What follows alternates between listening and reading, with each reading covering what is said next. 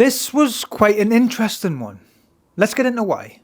Hapless family man Paul Matthews finds his life turned upside down when millions of strangers suddenly start seeing him in their dreams.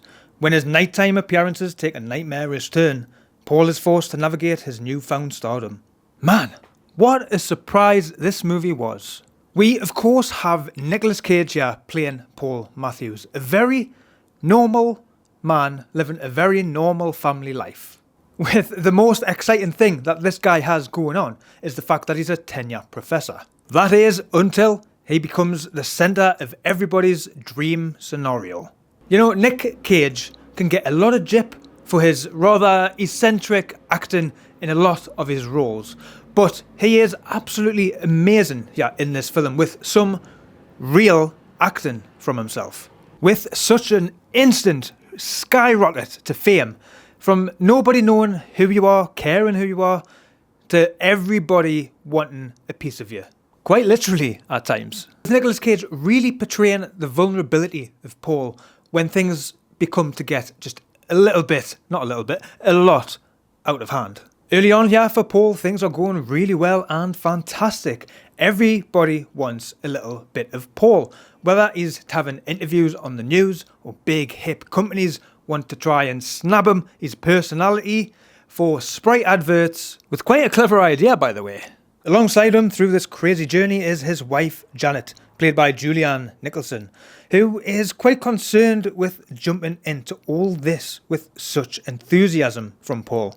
At first, with his presence in all of these people's dreams, he's basically just like, "Oh, hi Mark." You know, just observing what's going on in the dream. Which actually kind of really offends Paul. He just wants to be actually doing something a lot more cool.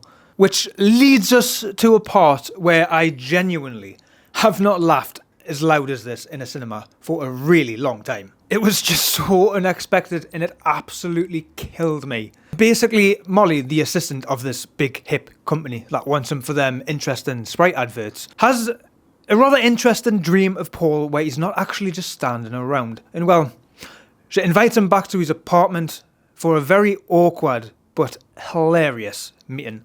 And yeah, I'll leave that there, but I personally think that this movie is worth going to see for this scene alone.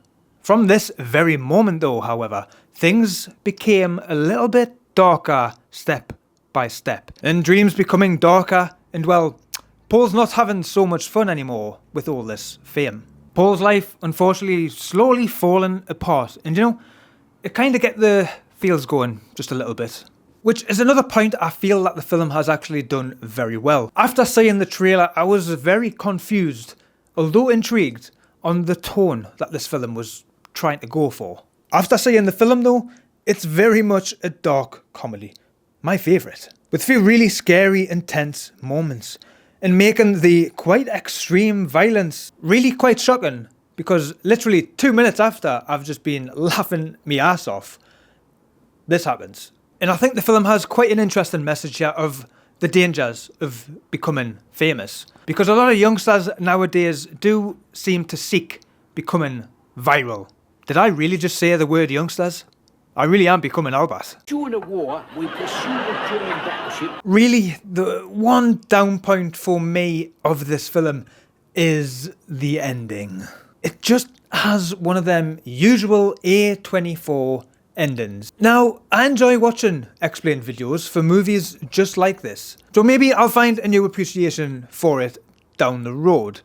But I was just thinking in my head, don't you dare stop, because I knew it was going to come, and it did. However though, all in all, dream scenario, I'm giving the stamp of approval. And hey, if you enjoyed this video, why not check out more at the side of my head here, and I will see you there.